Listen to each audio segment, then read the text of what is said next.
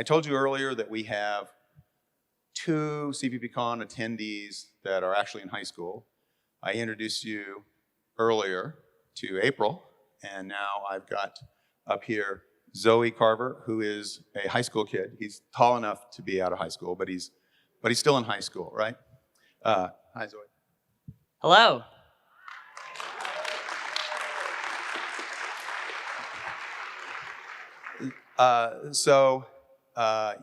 You really do C++? Yeah, well, I've made a few commits to libc++.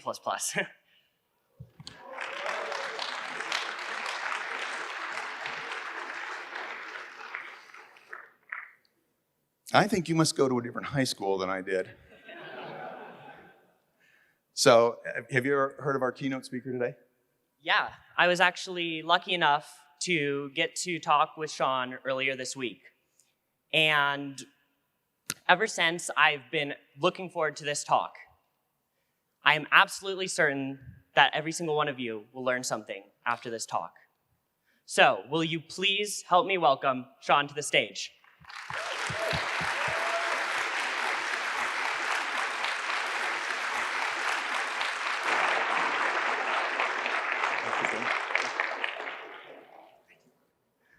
Hey, good morning. So I'm going to apologize up front for drinking some water, but I've been talking all week and my voice is kind of shot. It's been pretty amazing at this conference and to see this conference grow over the years. Like 6 years ago, I gave this talk where my tagline was, "That's a rotate," and it wasn't intended to be something that would spread virally and not something that would last for 6 years. That is truly amazing. So I'm a senior principal scientist, a very, very high title, kind of embarrassing, working on the Photoshop team at Adobe. Most of what I do at Adobe is not actually graphics, but it's worrying about the architecture of the application. And that's somewhat what this topic is about, is the notion of relationships, right? Of how things interconnect. And this is a part of a series of talks that I've been giving that started 6 years ago with that C++ seasoning talk that I title now the Better Code series of talks. And all of my Better Code talks have a goal. So if you haven't heard my talks, I picked the word goal very carefully. These are not rules. These are not guidelines. I don't want code to not be, to be blocked from going in because you're like, hey, Sean said don't do this and you did this. Because these can be, in practice, very difficult things to achieve. And so all of my goals are non-prescriptive. I can tell you what not to do, but I can't tell you what to do. But what I can say is if you actually spot, this is the one rule, where if you actually spot a contradiction in a code review, don't let that code go into your project. Why? What's a contradiction? It's a bug. So the clickbait title for this talk would be How to Write Bug-Free Code. Okay. So I'm going to build on a quote here. I heard this quote years ago, and now I can't figure out where it came from, and this is my own paraphrasing of it. I thought it was from the movie Searching for Bobby Fischer, but the internet disagrees with me.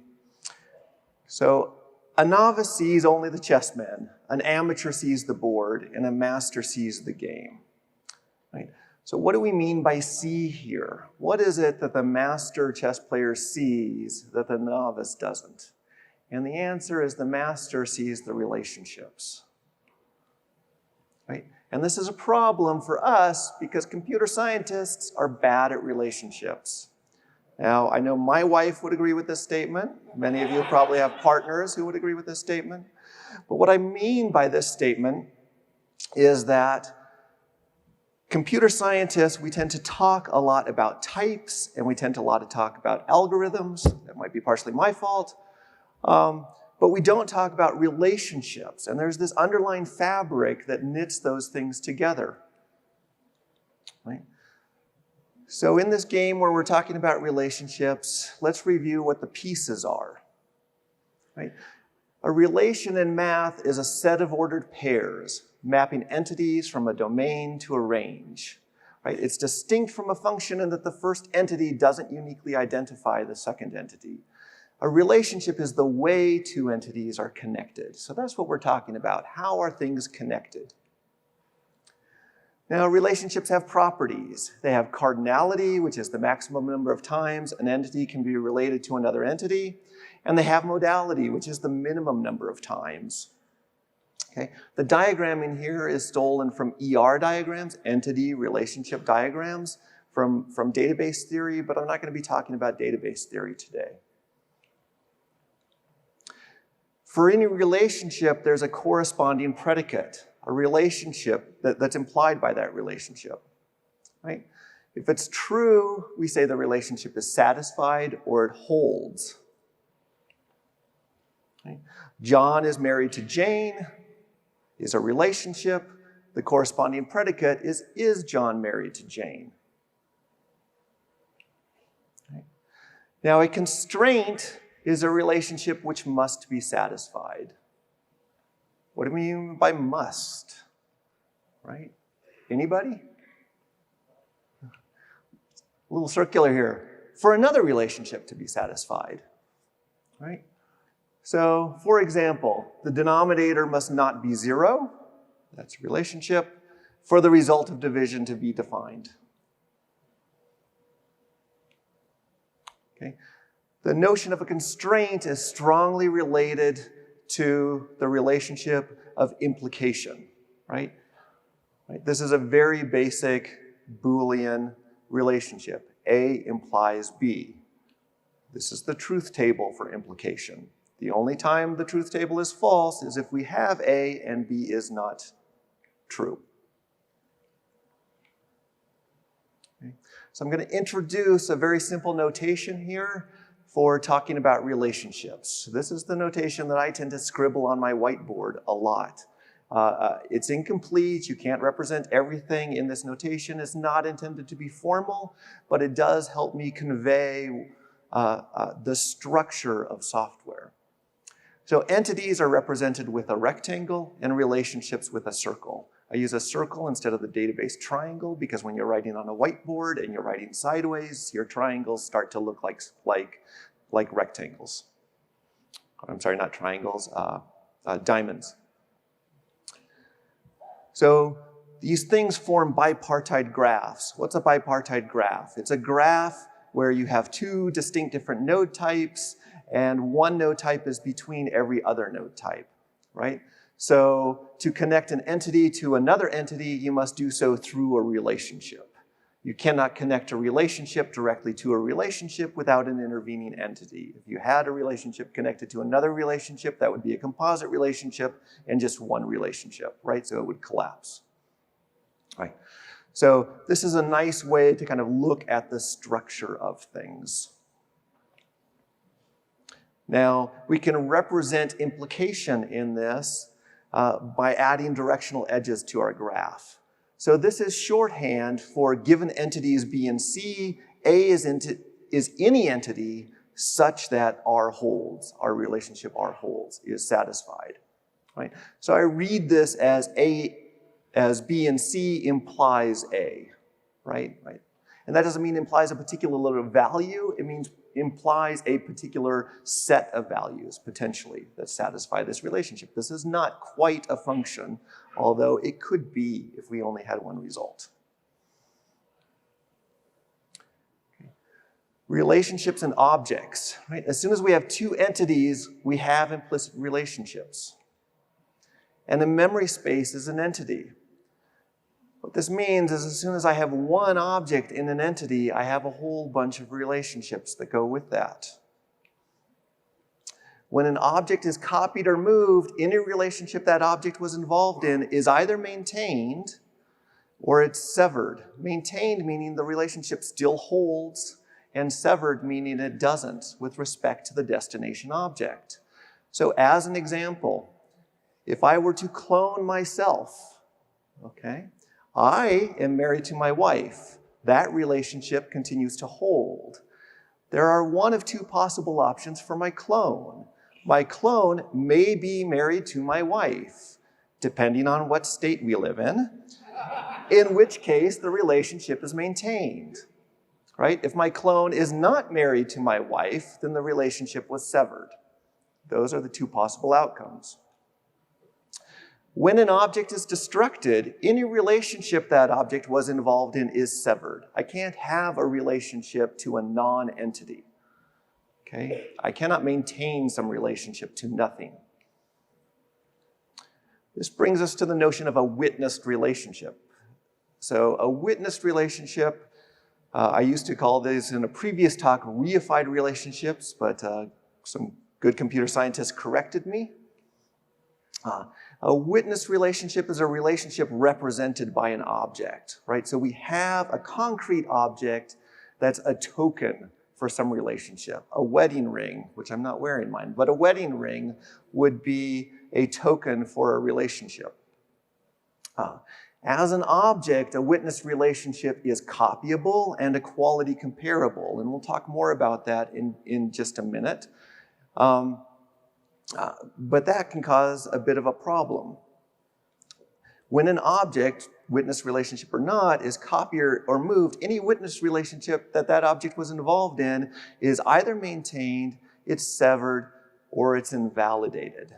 What do we mean by invalidated? Right? What we mean is that that object lost its meaning, and we're going to talk more about that in a moment. Right? So when we say, oh, if you insert into a vector, then if you had another iterator into that vector, that iterator was invalidated. My iterator is a witness to the relationship, and doing that insert shifted the memory, and now that iterator is invalid. It's lost its meaning, right? Right? It didn't get severed, my iterator didn't get nulled, and it didn't move magically with the object that went away to maintain that. So now we have three states we're concerned with. Okay? And these states also apply to the witness relationship itself. It's an object involved in this relationship, right?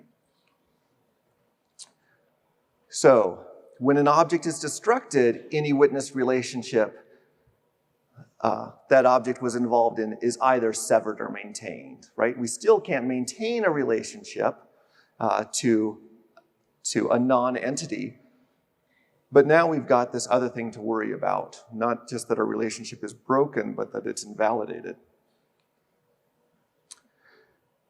Because of this notion of losing meaning, sometimes we might choose not to implement copy or move for a witnessed relationship, right? This is a conscious choice, right? When we say that unique pointers or mutexes or locks are not copyable, what we're actually saying is we're choosing not to copy them because of the ramifications that would follow if we did. Okay?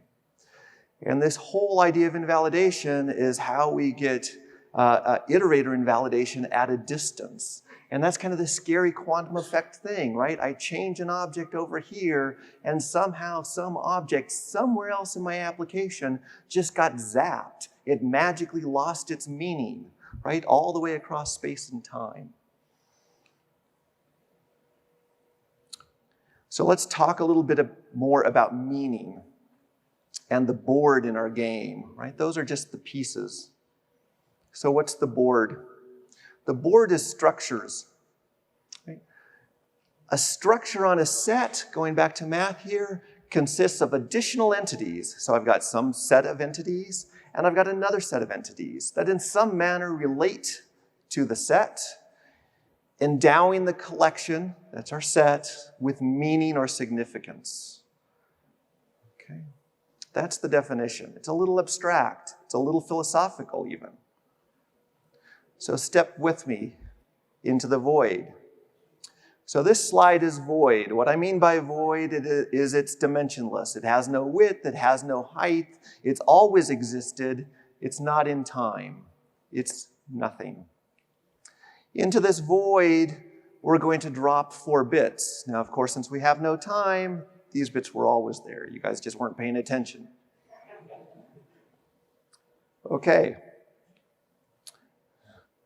So now we ascribe meaning to those bits. What do those bits mean?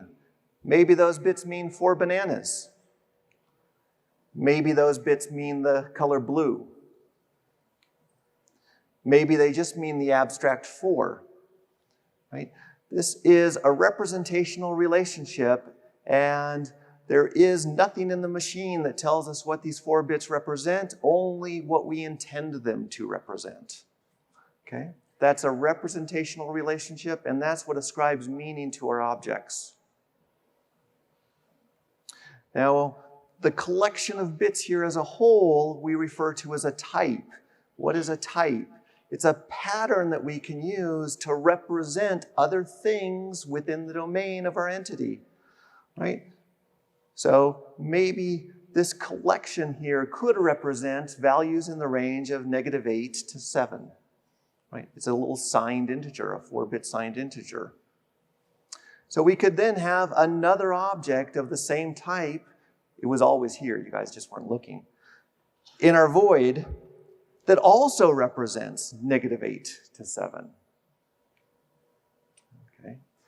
And now that we have 2 objects, we can talk about the relationship between the objects. Even if the objects were different types, we would have a relationship which is, are they the same type? Okay.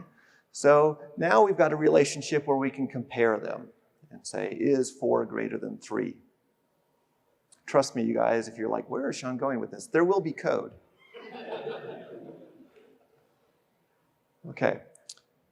So we've got then this representation in terms of bits, which means we also have representations that aren't about the values themselves, but are just about the bits. So if our representation is unique, then we can hash that representation, and the hashes not being equal implies that the values that those 2 things represent are not equal, right? So now we've got a correspondence between the representation and functions that we can apply to the representation and the meaning of those operations. Okay.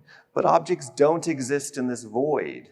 They exist in a memory space, okay? And they exist in time, and they are physical entities that exist in the world. We talk about them being virtual, but they're really not. They're physical bits inside of your machine, right? So what makes our 2 objects here different than just some arbitrary set of bits that we have somewhere else in the address space? The only difference is the meaning we ascribe to those bits, right? As soon as we have an object in the memory space, now we have additional relationships. Our object has an address, okay? The other object has an address, and we can compare the addresses, right? This is true of every physical object. Every one of you guys has a coordinate within the universe, okay? And every one of you guys is in a relationship with everybody else in the room, right? We can compare your coordinates, okay? So these are called physical relationships, right? So don't go home and tell your spouses, hey, I was in a physical relationship, right? Or your partners, I was in a physical relationship with everybody at CppCon. Okay? Now, because these things have coordinates, it means that we can do things like sorting them, okay? We're putting the values in memory now implies implies a corresponding relationship to, the location in memory implies a corresponding relationship to the values. The smaller value is before the bigger value, okay? That's what it means to sort data, a very useful operation. We can also use these objects with an operation such as plus, we can add them together, to ascribe new meaning to other bits in the machine. So we add 3 and 4 and we get 7, okay? And what we're saying is this is not just 7, this is the sum of those 2 other objects. That's what it represents, right? So we're taking the meaning of the initial objects and we're creating new objects with new meaning. So let's talk a little bit about safety. An object instance without meaning is invalid, okay? So I can have bits in the machine which are an object but somehow have lost their meaning, such as an invalid iterator, which we talked about before. An object in an invalid state must either be restored to a valid state or be destroyed, right? We somehow have to get the meaning back into that object, or we have to let that thing go. If we just let it wander around the system, it's spreading nonsense throughout our machine and our program becomes invalid. So we want to localize the damage, right? We want to make sure that we're conscious that it's there and that the damage of these invalid objects is contained. This relates to the idea, if you're familiar with Alex Stepanov's book, Elements of Programming, to the idea of a partially formed object. A partially formed object in Elements of Programming is an object where the requirements are only that you can assign to it or destruct it, right? I can either put meaning back into the object or I can destroy it. Those are the only two operations that are allowed. Now, it's a little bit weaker to say about an invalid object. If you think about a doubly linked list, if I'm inside the class for a doubly linked list and I'm doing some operation, at some point I'm going to need to change one of the links in my list. At that point where I've only changed one and I haven't done the corresponding change for the backlink, my doubly linked list is now in an invalid state. It doesn't, at that moment in time, represent my canonical list. It's not completely devoid of information, but it has in some sense lost its meaning. And so I need to come along and do another operation to restore the meaning. So an operation which leaves an object in an invalid state we refer to as being unsafe. Okay? So an operation that can nuke some other object in your device is an unsafe operation. Now, unsafe doesn't mean bad. It doesn't mean you should never call it. In fact, we can prove that there's a relationship between safety and efficiency, and you cannot have complete efficiency and complete safety both, provably. std_move is an unsafe operation. And I want to bring this up because the standard wording, although it's improved in the latest standard, I still somewhat object to the standard wording on this. The postcondition, the required postcondition of std_move is that the object that was moved from is in a valid but unspecified state. Okay?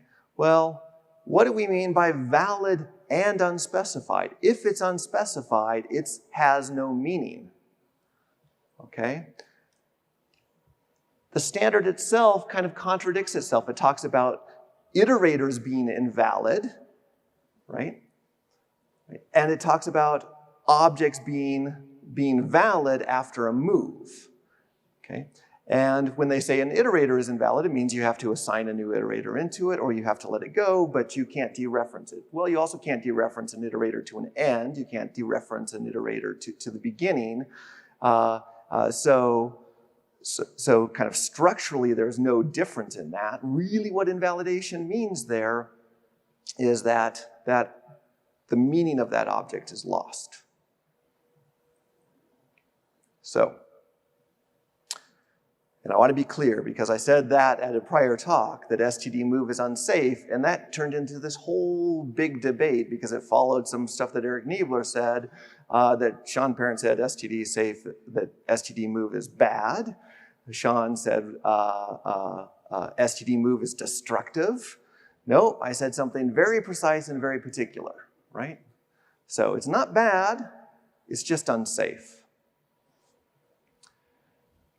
Now, in C++20, we have two new features specifically about relationships. Can somebody name them? I heard concepts. It's number one. What's the other one? Ready? Contracts. Okay, I lied. In C++20, we have one new feature specifically about relationships. Concepts. So concepts, the term was originally coined in this paper, Fundamentals of Generic Programming. This is from James Dennert and Alexander Stepanov. And this is what they said. we call the set of axioms satisfied by a data type and a set of operations on it a concept.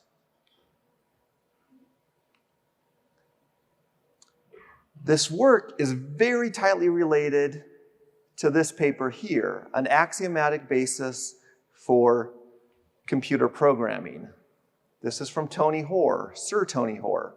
This was published back in 1969. And this introduced what's known as Hoare logic. It's also known as Floyd Hoare logic. Bob Floyd was Tony's advisor. I'm not going to go into Hoare logic, but you'll see the relevance here in a moment. So let's talk a little bit about concepts, right? Two objects are equal if and only if, right? If with two Fs, their values correspond to the same entity, right? So we have two objects, they have some meaning, they represent 4, some abstract 4. Those two objects are equal only if they represent the same 4. There's only one Platonic 4, right? One truth for that. From that, we define the following properties, right? It's not going the other way around. People think the axioms for equality are what define equality. No, it's the meaning of equality that defines equality. The axioms are the minimum set of relationships that we can derive from that definition as to what to represent equality. And these, in fact, define any equivalence relationship, not just equality. So with concepts, axioms follow from our definition. A collection of connected axioms form an algebraic structure, right? That's what algebraic structures are in mathematics, connected axioms. Connected type requirements form a concept, right? So we're lifting a mathematical idea of algebraic structures into the computer science realm. So what do I mean by connected? Well, operations like copy are connected to equality. In fact, equality is our most basic operation because it tells us whether or not two things mean the same thing. And so every other thing that we do, we define in some way in terms of equality. That's known as equational reasoning, right? So copies are equal and copies are disjoint. Right? And we can extend this to other operations. A natural total order is a total order that respects the other fundamental operations on a type. Right? A total order has the following properties. It obeys the trichotomy law, and it's transitive. Right? So here we can say natural total order, right? For all n, which are within the integer domain, n is less than n plus 1. Right? Why don't we have a natural total order and define operator equal on complex types? There are many total orders that we could define on complex types, but there are no total orders that are consistent with the other operations on a complex type. So we omit defining operator equal. Operator equal should mean the natural total order. Now these quantified axioms, for all there exists, those are quantified axioms, are not generally actionable, right? I can't write code and say that require for every possible thing pairs of values that I could call this function with, this is satisfied. I don't have a way to describe that. People continue to try. What you need is an algebraic system layered on top so that you can prove and reason about these quantified axioms. In fact, Alex Stepanoff and Dave Masser, when they created generic programming, went off and created an entire programming language called Tecton, which is all about formal proving of software and algorithms. And in fact, not many people know this, but all of the STL has been formally proven, or circa, the HP STL, has been formally proven using Tecton. So concepts in C++ work by associating the semantics, these meanings, with some name, right? Which is exactly what we do when we're talking, right? What do the words coming out of my mouth mean? we have some set of associated semantics. So we lift that same idea into our software, and we associate meaning with our named operations. So software is defined very fundamentally on algebraic structures. This is how it comes together. Now I want to talk a little bit here about contracts, right? Even though they didn't fall into the even though they didn't land in C++ 20, contracts came out of this paper. This is a slightly newer rendition. I couldn't find an original copy, but it was originally published in '86 by Bertrand Meyer. That's a picture of Bertrand. So it's applying design by contract, okay? And it came out of, his work came out of exactly the same work as generic programming, right? This work by Tony Hoare, an axiomatic basis for computer programming. They share the same roots. Contracts were originally part of the Eiffel programming language. And contracts allowed the specification of constraints. We had pre- and post-conditions on functions, and we have class invariants. What does it mean to have a class invariant? Right? What we mean is a class invariant is a constraint, a set of properties that must hold when the value is valid, when it has meaning. Okay? That gets a little tough. The normal way that we represent this is we're allowed to violate the class invariance when we're inside of a private method, but we can't when we're outside. Except for efficiency, we need unsafe operations outside. Okay? So class invariants get a little tricky. So contracts are actionable predicates on values. Bertrand ran into exactly the same issue that Alex and Dave ran into. This is a quote from Bertrand's paper. In some cases, one might want to use quantified expressions of the form for all x of type t, px holds, or there exists x of type t such that px holds, where p is a certain Boolean property. Such expressions are not available in Eiffel. They just can't be. Right? So concepts describe relationships between operations on a type, and contracts describe relationships between values. And the distinction is not always clear. Right? If you think about it, the requirements for the comparison operation past std sort is that the comparison must implement a strict weak ordering relation over the values that are being sorted. Is that a contract? Is that a property of the type? Okay. Or is that a precondition on the function object that we're passing in? It's not always clear. And there's a bit of a difference in the way we handle contracts and the way we handle concepts. Concepts are used as a compile time constraint to select an appropriate operation. Okay, if a concept isn't satisfied, then we just ignore that function and we go look for a different function. And if there is no other function, then we get a compilation error. Contracts assert at runtime if an operation's preconditions are not met. Okay, so it's the equivalent of just writing assert in there. A runtime constraint to select an appropriate operation is known as pattern matching.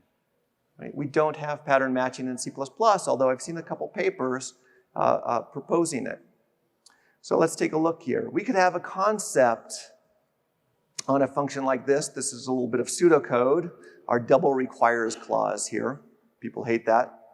But what this is saying is that for whatever type I is, the expression not I less than 0 must be a valid expression. Okay. We could have a contract that says, for whatever value I holds, I cannot be negative. Okay? Or we assert. And in theory, we could have a pattern match that says, for whatever value I holds, I cannot be negative, and if it is, we go try to find another copy of F to execute at runtime. That's what pattern matching is. Right? So all of these ideas are very closely related. I want to talk briefly about one more important relationship, and this is the whole part relationship for composite objects. Right? The relationship for whole part relationships means that objects are connected, right? We can have a local part and a remote part. Here, C is our remote part. Non-circular. We can't just hold on to C itself and have it also connected to its parent. So we can't do that in a whole part relationship. Whole part relationship means things are logically disjoint, right? So I can't have some A prime and some A sharing some state. That's not allowed. And they're owning relationships, right? And what that means is that if I made a copy here and I destruct the object, the whole thing goes, right? Including the remote parts. So that's the whole part relationship. Standard containers are composite objects. Composite objects allow us to reason about a collection of objects as if they were a single entity, right? An entity in the relationship, in the structure of our application. That's why this is important. It simplifies our reasoning about a collection of objects down to that is just one entity, right?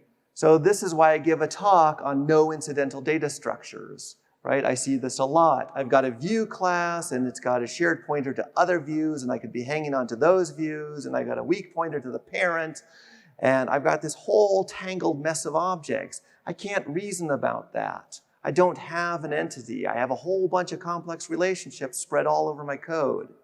So if I can get rid of that and turn it into a container, something like an Adobe forest of views, now I've just got one box I can draw on my whiteboard, okay? And I can think about that. I give another talk that has been cited more times than I can count at this conference on no raw loops. And I put up this piece of code. And this piece of code is a rotate. It's a find if followed by rotate, but we'll call it a rotate, right? So that's a rotate. That's for Connor. Right? Why do I want that? That lets me take this big mess of code, I distill it down to a function, and that function now is just one relationship. I can see the structure. I can reason about the structure, about what's going on. I can draw it on my whiteboard. That's why no raw loops. So now we finally get to the game. The game is architecture. What is architecture? Architecture is the art and practice of designing and constructing structures, right? That's what architecture means. How many people have software architect in their title? Okay, a few. How many people knew that? Who are architects? Anybody? Right, that's what architecture means. When we're talking about software architecture, we are talking about taking these structures and designing them, putting them together purposefully, right? That's what we do. So let's give a concrete example here. I was given this task recently. This is the basic description of the task. Save the document every 5 minutes after the application has been idle for at least 5 seconds. That's the description in English. So how do I approach this problem? Well, the first thing I do is I say, well, there's this piece, save the document every 5 minutes. I know how to create a scheduled timer that will execute every 5 minutes, so I can ignore that piece. Now, as an exercise for you, I was absolutely wrong. I can't ignore that piece. If you realize why, after you've seen the rest of this, you'll also know how to fix it. So I'm not going to tell you how to fix that. Okay? That's an exercise. So, but in any case, I'm ignoring that for now. That leaves me with this, and I generalized it a little bit. After the application has been idle for at least n seconds, because somebody pulled 5 out of thin air, do something, because it really doesn't matter if we're saving or not, right? So we're going to generalize this just a little bit. And I wrote this piece of code. And what did I say? Well, I need to know when was the last time we were idle. So somewhere in the application that's going to have to be provided, so I'll just stick in a reference to a global variable, which is the last time the application was idle. Okay, and then I'm going to need some operation to schedule a task to execute at a particular time. Now I have that, it's been provided by the OS somewhere. So I'm just going to assume that it's outside of my domain, right? I know that I can go find that. It's somewhere in my application. So I need those two things. Now given those two things, I can write this function after idle. And what I'm going to do is I'm going to calculate when I should execute this task, right? So I'm going to take the current clock, subtract away the idle, minus the delay, which is going to be our 5 seconds, and that's going to tell me when to execute. And now I'm going to say, should it be executing now or not? If not, I will kind of do this funky little recursion here where I will say, schedule not a time to actually execute the task, but to check again. Right? Why check again? Because my last idle is a global variable. It might get updated. Okay? So what am I going to do? I'm going to say, oh, I should execute this task in 4 seconds. In 4 seconds, I check again and say, well, no, user did something, maybe 3 more seconds. Okay? Until I finally execute. And the final execution is here. Now, there's a couple problems with this code. Right? My last idle probably wants to be atomic. I wanted to put it as an atomic on the slide here, but I can't because std atomic requires that the value be no except default constructible, but for some reason a time point is not no except default constructible, so the compiler gives me an error if I attempt to do that. But if I'm assuming that this is all getting scheduled through a run loop on just one thread, this still works fine. I've also got a bit of an issue here with registering my task, which is when I call this, my task may get scheduled and executed through my scheduler, or it may just execute immediately. And execution contexts matter, right? So I might have it might be a little bit surprising and introduce weird bugs in my application if 99% of the time that thing gets scheduled and executed in some context, but every once in a while it gets executed right now and whatever code is surrounding this call wasn't ready for that. Okay. So a couple small issues. But let's ignore those and let's stand back and look at the structure of this function, right? We can draw it now. So what have we got? We've got last idle, we've got now, and we've got delay, and those are related to our when. Okay, and then we take when in our task, and those are related to invoke after. And then invoke after is going to do some funky recursion thing, and we're just going to ignore that because it's just this graph repeated over and over. So that's not interesting. Okay, so that's the structure. So what are the dependencies on this little function? We have more dependencies than we have going on inside the function, right? We've got last idle as a global variable. We've got now as some global function. We've got our delay operation, which is an argument coming in. We've got our task operation, which is our argument coming in. And we've got a dependency on this global operation to do the scheduling. Okay? And it's very clear when we look at it this way that we have two things going on inside of this function, right? We've got everything over here on the left and everything over on the right, and they're very loosely connected, right? So let's just look at the first part of that. What is this relationship, right? Could somebody name this structure? What is this thing? It's not a rotate. Okay? This is what that is. It's a timer. It's like a kitchen timer. Okay? A kitchen timer, you can add time to it, right?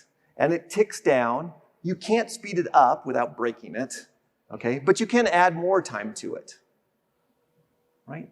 So that's what that structure is. It's a kitchen timer.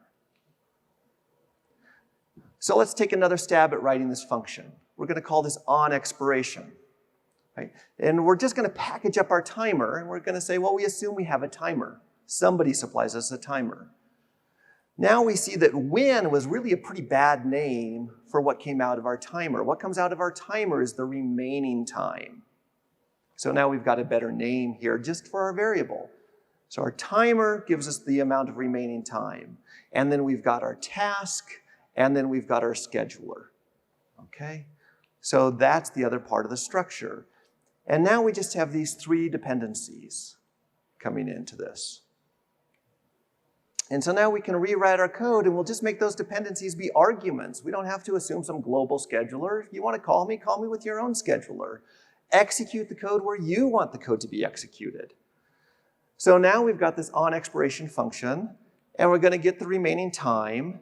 And if the timer's expired, if the timer hasn't expired, then we're going to come back and check later, right? So I put the cookies in the oven, I set the timer to be 5 minutes, I walk out of the room.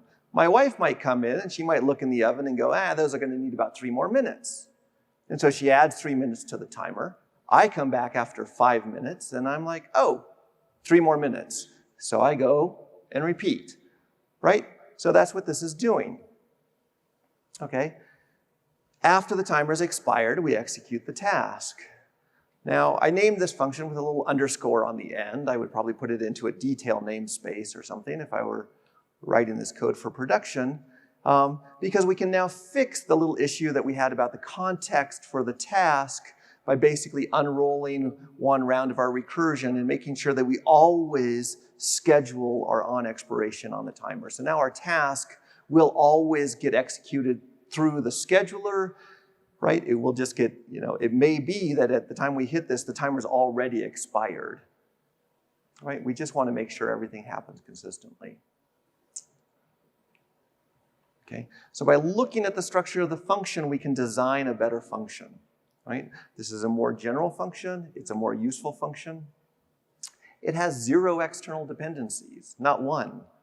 It doesn't rely on std chrono. It doesn't use std function. It doesn't need some invoke after, some global variable for a last idle. Okay? The only requirements here are the requirements between the arguments themselves, which have a very particular structure. My timer must return a duration that I can pass to my scheduler. Okay? My task must be an object of the type that I can pass to my scheduler. It's a completely self-contained little universe, right? It's really a beautiful little thing, okay? Very general purpose. And if you look, there's not even any heap allocations. I never even called operator new in there, right? And it solves the problem. So let's take a look at another problem. Right? This is the registry problem. A registry is a container supporting the following operations. Right? We can add an object, and when we add an object, we retain a receipt, some kind of token to the thing we put in a registry. We can use the receipt to retrieve the object or remove it. Okay? We can operate on all the objects in the registry, right? So we should be able to just cruise through and say, do something to everything that was registered. Right? So one very common example of this are signal handlers, right? So I have a signal handler, that's a registry. I register a slot, I get back a receipt. I can use that receipt to unregister my slot, okay? When a message gets dispatched, it iterates through everything within my registry to dispatch that message. So that's a registry. So I see this in code a surprising amount of time, right? People usually don't call it a registry, even though it is a registry. They call it a slot or a signal or something else, whatever else they're building. But what do? They use either a map or an unordered map, right? And a lot of people, if they see a map in a code review, they'll say, oh, you should really use an unordered map there. Well, there's actually an important distinction, which is that a map would let us iterate everything in the order that things were put in, okay, which might be important in something like a slot signal handler. That, the first guy to register to receive a message is the first guy who gets the message. And I'm going to pause right there because I said guy. And I say guy a lot at my talks, and that's a bit of a problem. I wish that I could weaken the postconditions on guy to mean everyone. So if I accidentally say guy, do not think that I am excluding anybody in this room.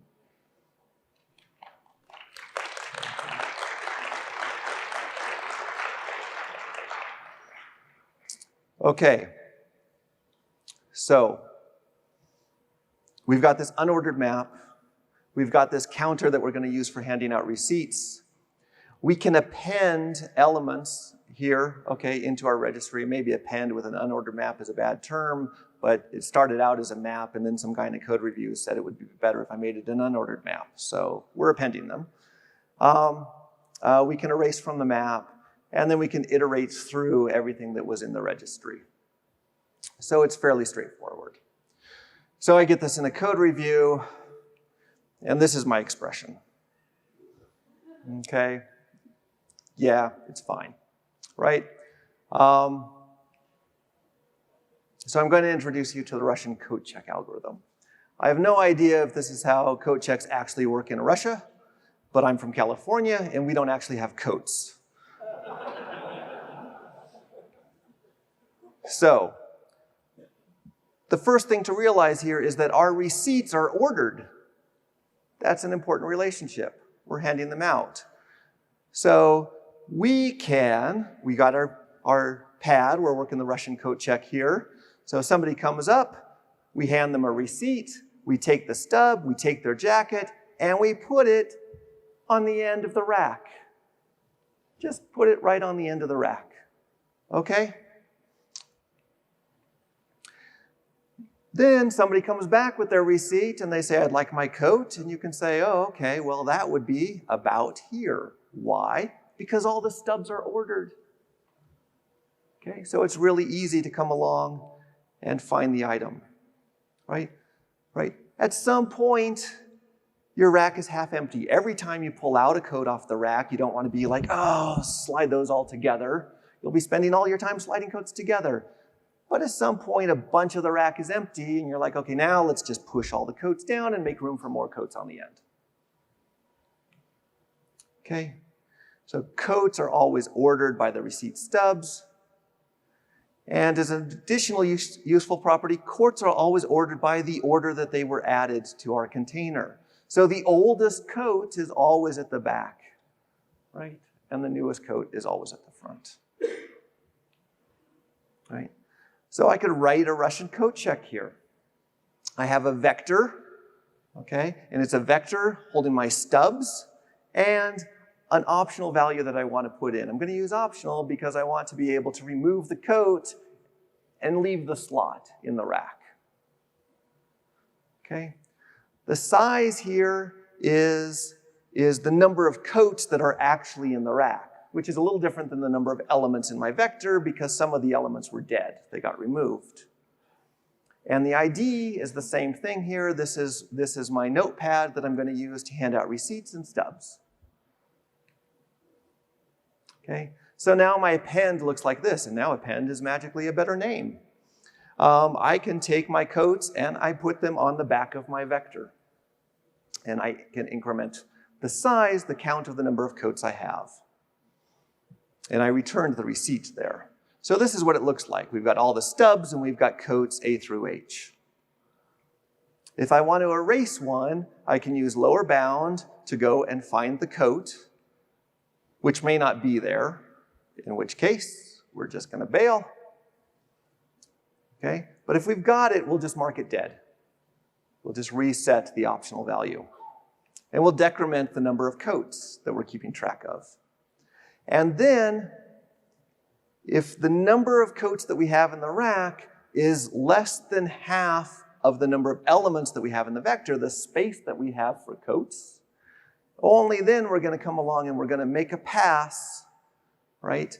And we're going to remove all the blank slots and compress everything down so that we have space for the new coats. Okay? Does everybody follow? Pretty straightforward? Lots of nodding. Good. Okay, so what does that look like? So we come along, we mark a bunch of things dead. As people are retrieving their coats, we've got empty slots in the rack. Now we have more than half the empty slots. So we go through and we compress everything down. Okay. Now notice we're still ordered. Our stubs are still 0, 3, 4. Our binary search is still going to work. And we can add additional elements, and everything stays in order, and the code continues to work. Okay, and we can iterate through all the items. We just skip over the dead slots. Right? So if we look at the timing on this, okay, if we come along and we register a bunch of coats into our system here, our unordered map takes this long to add, we're just adding elements at this point, to add a whole bunch of coats. Our vector only takes that long to add a whole bunch of coats. Okay? How long would it take to iterate all of the coats we put in there by comparison? Anybody? About that long. Okay? The gap between these two is about 640. I can iterate through all the coats 640 times in the delta between the time it took me to add the coats. What didn't I tell you in these statements? How many coats? Does it matter? Did I profile this with 10 coats?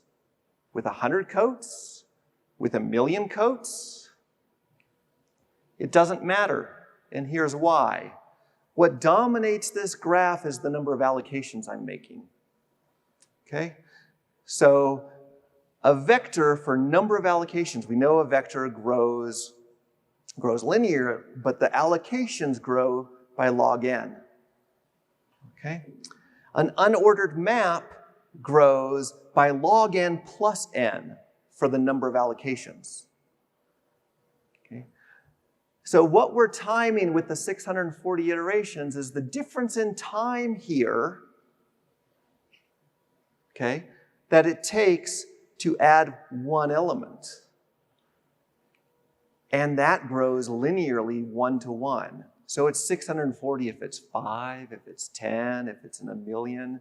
Now it will eventually start to bend up because eventually the insertion behavior of the vector will move from log n to flat, but really small, right? Maybe it'll get down to 600 out around 4 billion. Okay? That's a lot of times that I could do a linear search, and I'm not even doing a binary search for coats.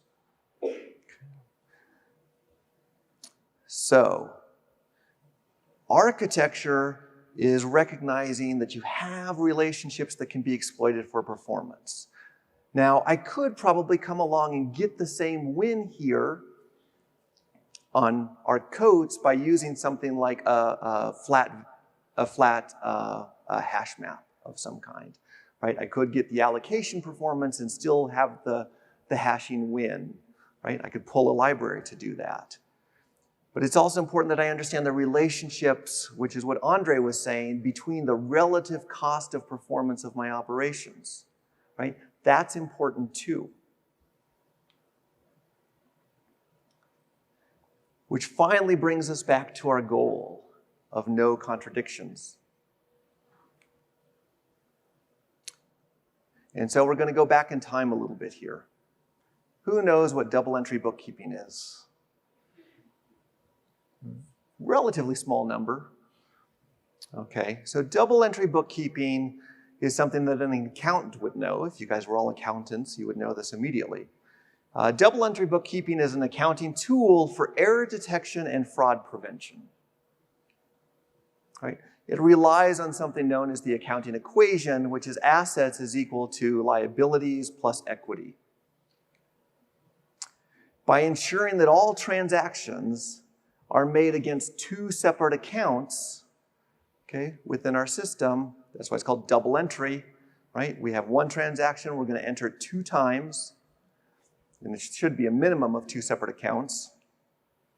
The probability of error is significantly reduced, okay?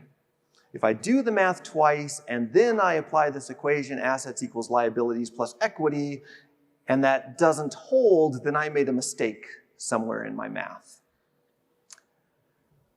Through double-entry bookkeeping, an account gains transparency, making it easier to audit and detect fraud. And in fact, at a lot of banks, you will actually have two separate individuals who are entering each side of the balance to make sure that nobody's cheating and introducing offsetting errors. Right? This is an example of equational reasoning. So this was pioneered in the 11th century by the Jewish banking community. It likely developed independently in Korea in about the same time period. In the 14th century, double-entry bookkeeping was adopted by the Medici Bank. How many people have heard of the Medici family? Way more people than who have heard about double-entry bookkeeping, right? Well, double-entry bookkeeping is credited with establishing the Medici Bank as reliable and trustworthy.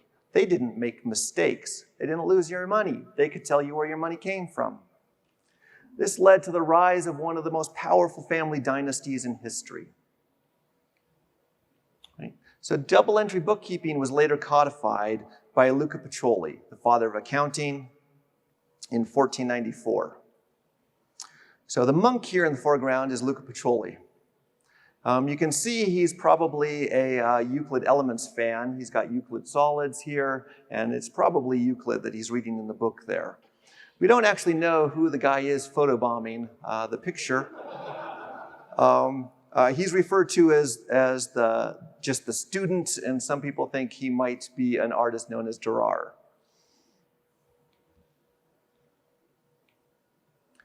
So every transaction is entered twice, two separate accounts. There are 5 standard accounts.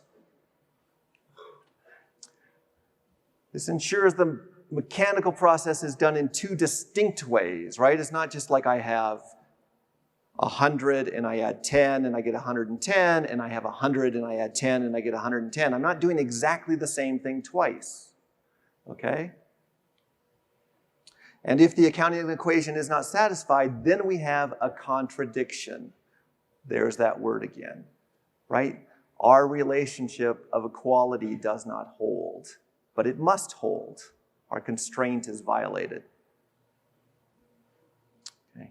So the next time somebody asks you, well, what's the value of unit testing?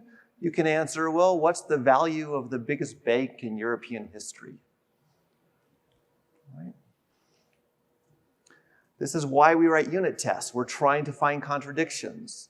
This is why people have the somewhat mistaken notion that software is correct if the software matches the specification. Right? The problem there is if there's a contradiction between the specification and the software, it's actually more likely that it's the specification that's wrong and not the software.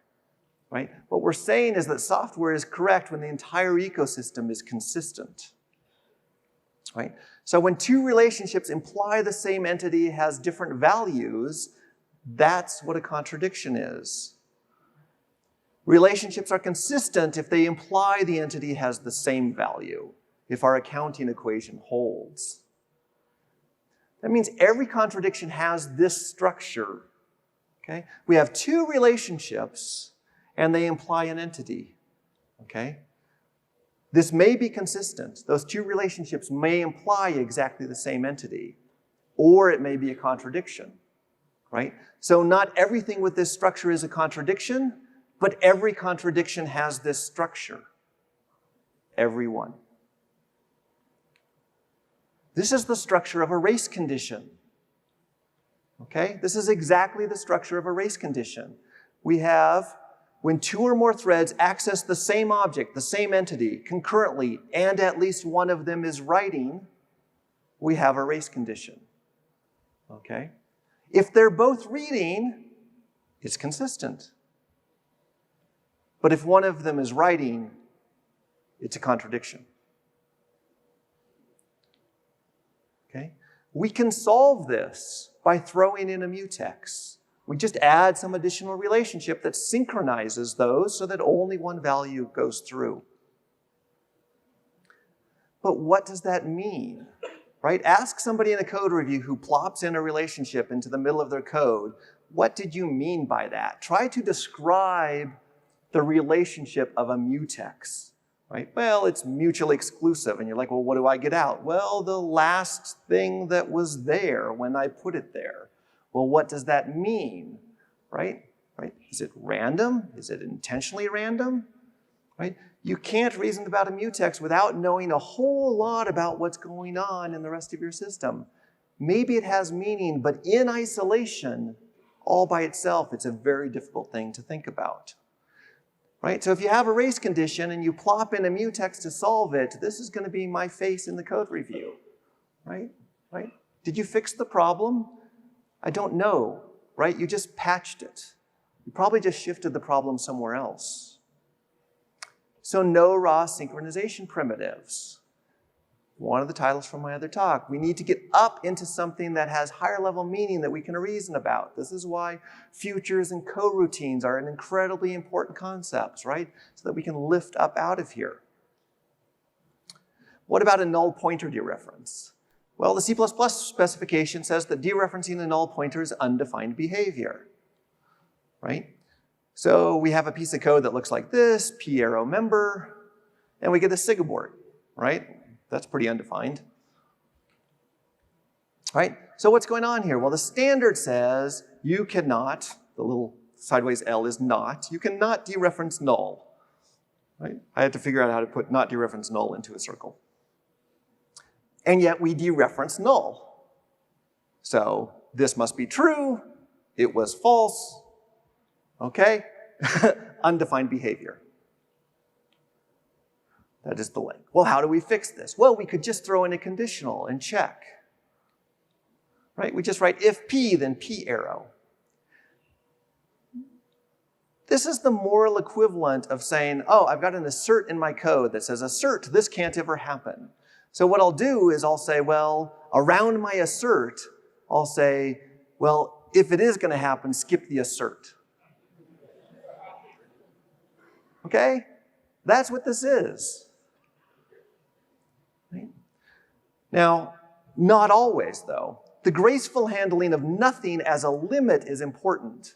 Right? We want to make sure that we gracefully handle empty ranges, that we gracefully handle the value 0 as a limit. Right? We have something and we can have nothing. Okay? But we can't just remove sections of arbitrary code to avoid a crash. That is not looking at the structure. That is not architecting our system. That's the novice chess player, right, just whipping his queen into the middle of the board. That's my reaction in the code review. Okay? So a pro tip.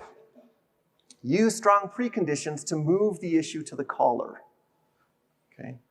This sounds a little counterintuitive, but you have a piece of code like this, right, which is dereferencing this member, and we already patched it.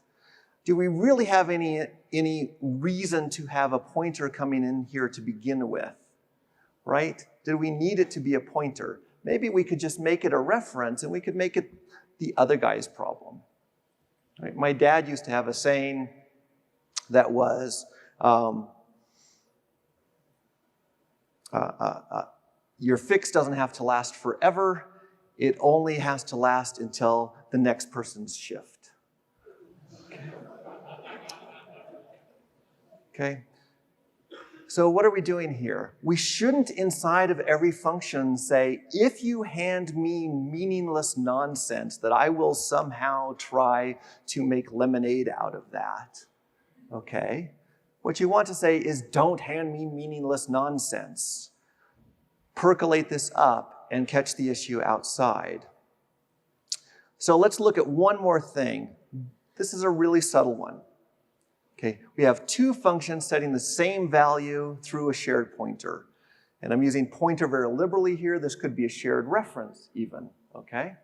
So what do I mean? Like we have some p and we call set property some value, and somewhere else in the code, we also have p set property. And those p's are referring to the same object. Okay, that's this structure right here. What are the possible meanings of that in your code? Could be that the code is redundant, that they're always setting the same value. Everything's consistent, just one of them is unnecessary.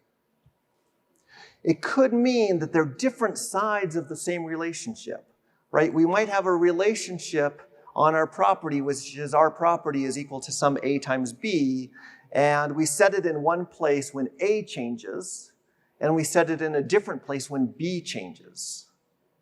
Okay? If you're doing that, how long until somebody screws that up and modifies one side of the relationship? Right? You have two separate pieces of code representing one relationship. It could be that they're mutually exclusive, that at any point in time, only the relationship represented by one side or the other holds, right? Right? So never simultaneously, hence never a contradiction. They're separated by time, okay? But that means that there's some controlling entity that determines that is outside of both of those operations, okay? So you have to figure out how to reason about that. It could really mean that what the user intended is just the last one in wins. That is the relationship, right? It was carefully architected to be last one in wins. Probably not. That's a very unusual relationship. It could be some incidental algorithm. What I mean for that is we could be calculating things in some kind of graph, and we're setting this value repeatedly, and we're reading it from other places, and we're resetting it, and eventually we're going to converge on the value that it actually is, right? That's worse than a raw loop, right? We don't want incidental algorithms flowing throughout our code either. It could be that the property isn't really a property, but it really represents some sort of stream or a latch or a trigger. Maybe it's a dirty flag that I'm setting, and everybody's going to set the dirty flag to be true, and then somebody else's responsibility is to read it and clear it, right? Maybe. Or it's just wrong. I'm not saying it's wrong, but it's probably wrong. Right? I really wish that I could have a static analyzer or even a dynamic analyzer that could decorate my objects and say, hey, you are setting this property from two distinct places in your code on the same object. It's probably a bug. I went through Photoshop code base looking for good examples here, and I actually found a couple of bugs going through trying to find places where a property was getting set from multiple places. Now, I didn't bring the examples because the examples were all kind of funky, right? They were doing things like one piece of code was saving away the property, setting the property, clearly the intent, and then running some calculation, and clearly the intent was to restore the property, but they forgot the restore part, okay? So they weren't good examples to show kind of the contradiction structure, but they were good examples just to show that if you're doing this, you're probably not thinking through your code, and there's just random things that are going wrong somewhere, right? Or it could just mean Photoshop's 30 years old, and if you look at it for 15 minutes, you'll find a bug.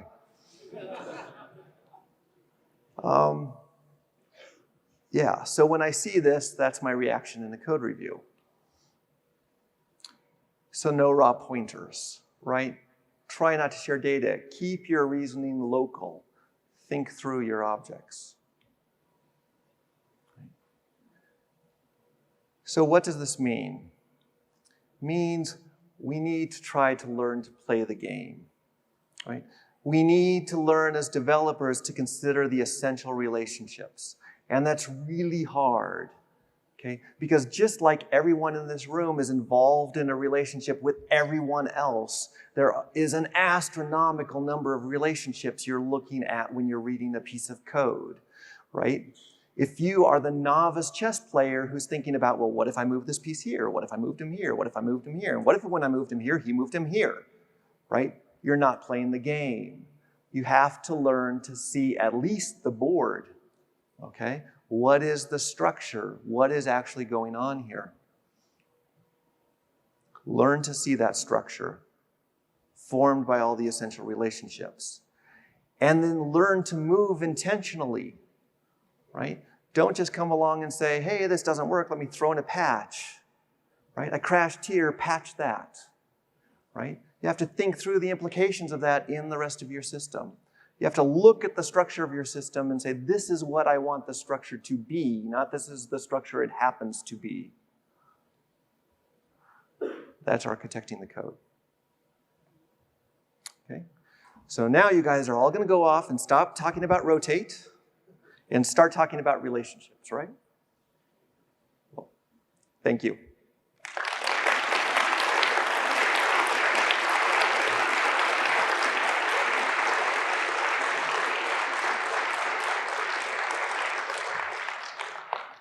So before I take questions, 2 quick slides. If you want to find my talks and papers and ramblings, I tend to post them here. This talk will be up there as soon as I get a chance to finalize it and add a little bit to my website. Me being here is partially sponsored by Adobe allowing me to be here, and I work on the Photoshop team, and Photoshop is hiring, so you can go to photoshopishiring.com, and you can find both the open positions on the Photoshop team, and you can find links to open positions at Adobe in general. Thank you. Questions? Hi, can you elaborate a bit about why efficiency and safety is at odds and it's provable? Sure. So let's try to prove this very quickly. I have a vector of items that I want to sort, okay? Or perform any permutation on it. It doesn't even have to be sort. In order to do that, at one point, I need to lift one of those objects out of my vector. At the point that I lift the objects, I have a choice. I can either fill in some kind of meaning into the rest of my structure, but that requires writing data back into that hole. Okay? So, or I can just leave it as a whole. At that point, I have an unsafe operation. This is no longer a valid container. Okay? So I have a very fundamental choice there, right? I can have full efficiency, right? And we know that doing sort in situ is provably faster than doing, say, a merge sort and always copying, right? So in a functional environment, you're going to say, we need safety at every step. And the cost of that in a functional environment says, well, we're going to do merge sort, and we're going to create a copy, and we can't do quick sort, even though quick sort is provably faster, okay? Or an intrasort, right? So that is where the conflict comes into play. Does it mean that functional languages are provably less efficient? Well, most functional languages end up having an escape hatch, right? You have some way in your functional language to say, I'm doing something unsafe now, okay? And I think we need more of that, right? We have too many unsafe operations that are unnecessarily unsafe operations inside of our language. Thank you. Yep. Hi. Excellent talk, by the way, Sean. Thank you. I kind of have a question from a point you made earlier about things that exist in C++, 20 in particular, that sort of express relationships. You mentioned contracts, which express relationships between values, and concepts which can express relationships between types and operations on those types. But there's arguably a third, which is C++ modules, which allow library writers to kind of create a formalized relation between entities in their library and the programmer that consumes that library. I was curious as to why this was missing, or am I missing something? It's a completely valid observation that I agree with, and now I'm going to add it to my slides. So now there's 3, really 2. And it's something that I ignored here and that I think as a community we ignore too much, which is as soon as you are trying to develop software at scale, the relationships between your modules and your build system becomes incredibly important. Okay. So just an omission, not intentional. Thank you. Yep. Anybody else? Then you guys get 8 minutes back and you can see me after. Thank you.